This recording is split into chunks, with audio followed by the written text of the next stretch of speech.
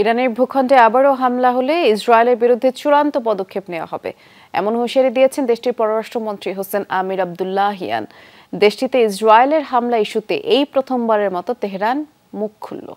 NBC নিউজকে দেওয়া সাক্ষাৎকারে পররাষ্ট্রমন্ত্রী এই হুঁশিয়ারি দিয়েছেন। এদিকে ইরানের সামরিক বাহিনী জানিয়েছে, ইসরায়েলি ড্রোন আঘাত হানার আগেই সেগুলো ধ্বংস করা হয়েছে। ডিজাইন, এলিগেন্স, বিউটি, সেরা পণ্য সবার জন্য।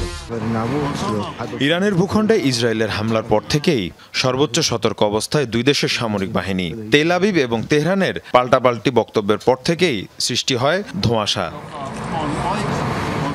ওই হামলার পর প্রথমবারের মতো এই ইস্যুতে মুখ খুলল ইরান সরকার। আন্তর্জাতিক গণমাধ্যম এনবিসিকে দেয়া সাক্ষাৎকারে ইরানের পররাষ্ট্রমন্ত্রী হুঁশিয়ারি জানিয়ে বলেন, ইসরায়েল যদি তেহরানের স্বার্থবিরোধী কাজ করে তাহলে ইরান তাৎক্ষণিক। পররাষ্ট্রমন্ত্রী হুঁশিয়ারি জানিয়ে বলেন, ইসরায়েল যদি তেহরানের স্বার্থবিরোধী কাজ করে তাহলে ইরান তাৎক্ষণিক ও সর্বোচ্চ পর্যায়ের জবাব দেবে। ইসরায়েল আমাদের ভূখণ্ডে হামলার দুঃসাহস দেখিয়েছে, আমরাও তার জবাব দিয়েছি।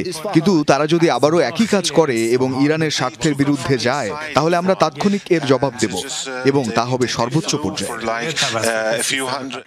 এদিকে হামলা ইস্যুতে বিবৃতি দিয়েছে ইরানের সামরিক বাহিনী। ইসরায়েলে হামলা ব্যর্থ হয়েছে বলেও আবারও দাবি করা হয়।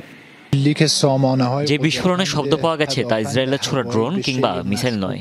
আকাশ প্রতিরক্ষা ব্যবস্থা থেকে আমাদের বাহিনী পাল্টা ক্ষেপণাস্ত্র ছোড়ে। ওই হামলায় আমাদের কোনো ক্ষতি হয়নি। ইরানের আকাশ এবং ভূমি রক্ষায় আমাদের সর্বোচ্চ প্রচেষ্টা অব্যাহত থাকে। শুক্রবার ভোরে ইরানের ইস্পাহান প্রদেশে হামলা চালায় ইসরায়েল।